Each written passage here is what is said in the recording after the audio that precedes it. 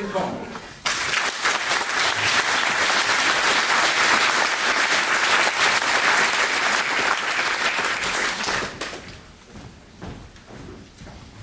Hello everyone, nice to see you all.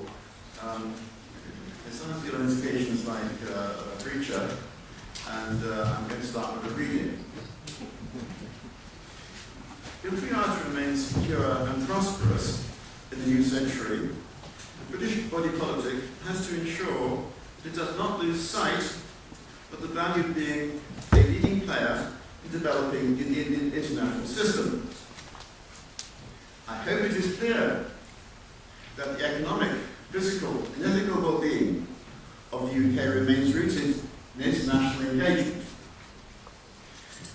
We have to play an active part in these organisations, the European Union and the European Court of Human Rights, and discussions to make sure that our voice is heard and British interests protected. Ladies and gentlemen, that's not me. That's Dominic Grieve, our Attorney General, speaking a few days ago, about a month ago. It's Congdon. And what I want to do in the next 20 minutes or so is to explain why we do not have an active part in the EU, European Court of Human Rights, and so on, in order to protect their interests, and this chap doesn't know what he's talking about. Now, I'm getting to make a point that's in a way so fairly obvious, you might wonder why it has to be made. Well, okay. And I'm going to start really by thinking about what is the kind of world that we're living in today. There are, at the moment, there are 193 nations that belong to the United Nations. By the way, there are many jurisdictions, the legal systems and so on, but it's not included in that, including, say, Hong Kong, Puerto Rico, and so on. It's actually about 220 jurisdictions in the world. Now, all these nations, actually it's not 27, it's 28 now, but the 28 nations belong to the EU. 165 do not. All right, 165 don't. The great majority of those nations do not belong to the European Union. There's all these very small nations and jurisdictions also don't belong to the European Union. So EU membership is not the normal state of affairs for the great majority of the nations that we have in the modern world. Just to sort of get this over again.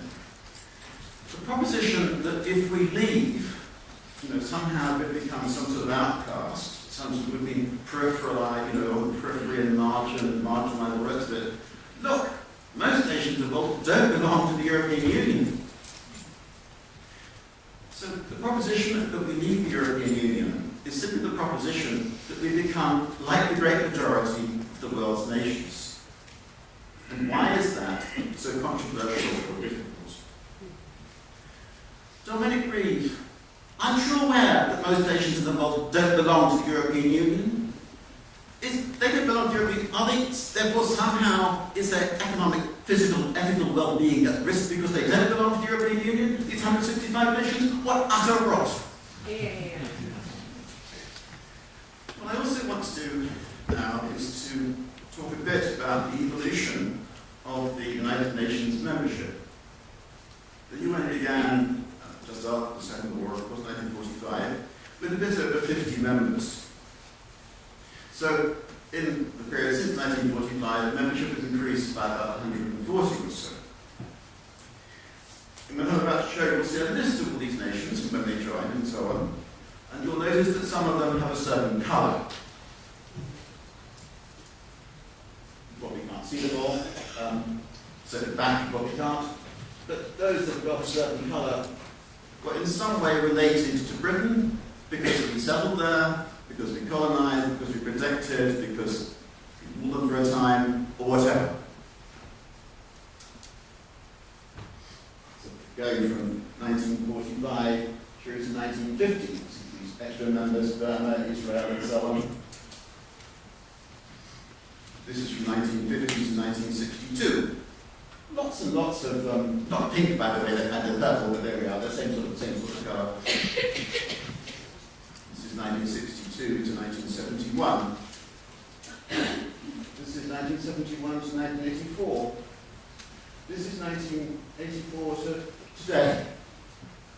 Now, altogether, of the, you count up all those nations that, pink or purple on this, there's about 65 of them. And by the way, just so I don't upset possibly one or two people here, I happen to do the United States in that list. But they were rebels, weren't they? But I haven't included them in the list, so it's with more than that.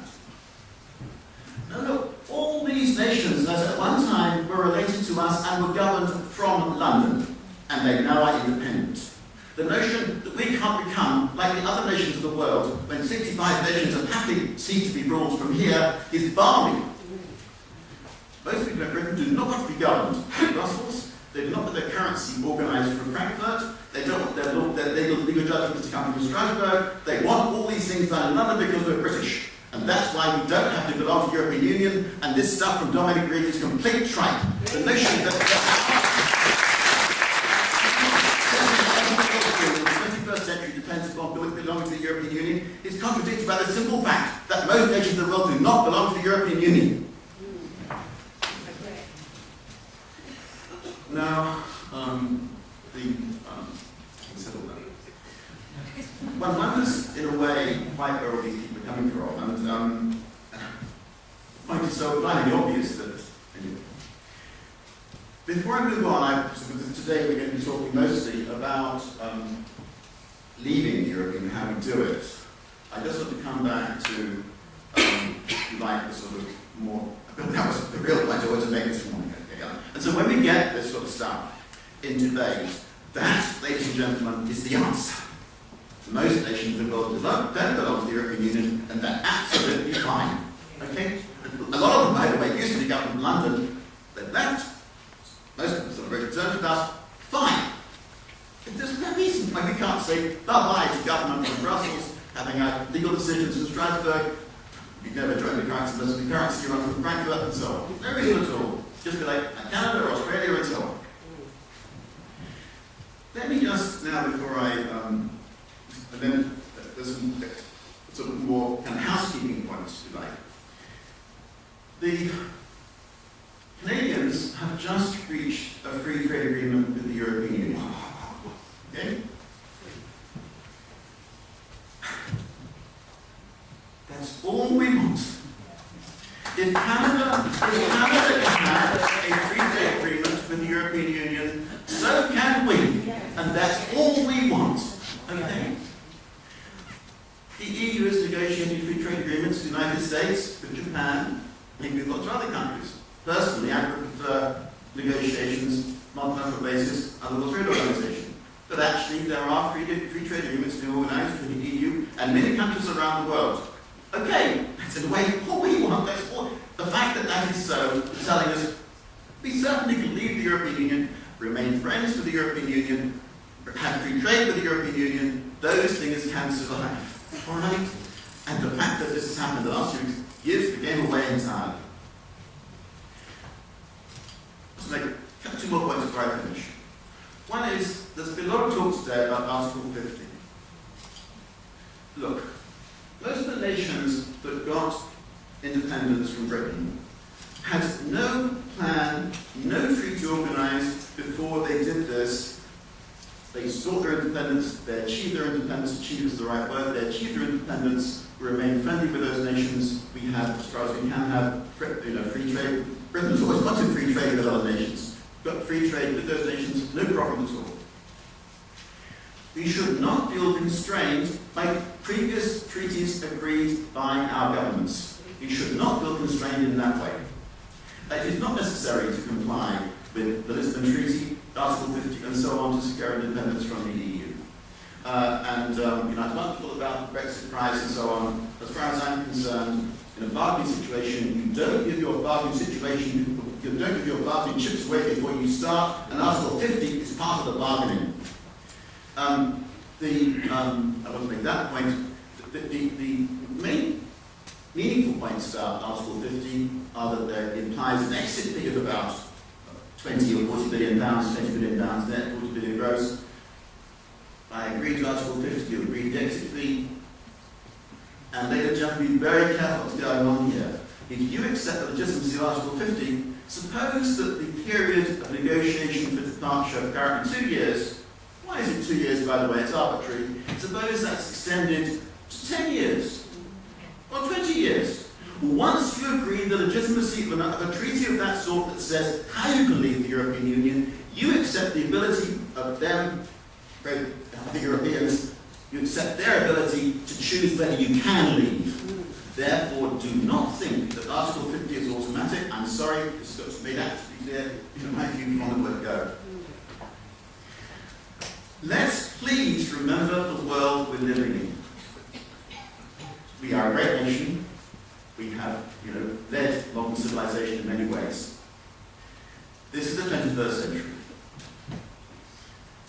Second half, 20th century, still relatively, well, this is the populations of all those nations. 1950, tiny. At the end of the 21st century, 6 billion people will live in nations that we rule, govern, settle, whatever. 6 billion, and our population will be a bit more than 1% of that. These are nations in which English, language of business, language of law, and so on. The reason why it's so dramatic is because of India and Africa. And let's just be clear how unimportant the European Union already is. Let's get this absolutely straight. The notion our future 21st century depends upon our neighbours is not true. It depends on the world as a whole. The Eurozone already accounts for a little more than an eighth of world output, 7/8 outside that, and already this, what I showed you a second ago, the world, Anglosphere, if you like, including India and so on, is over a third of it. That is already true, and the 21st century, that will be even more true. So, that's my final line. This idea we have to belong to the European Union is absolute bunk.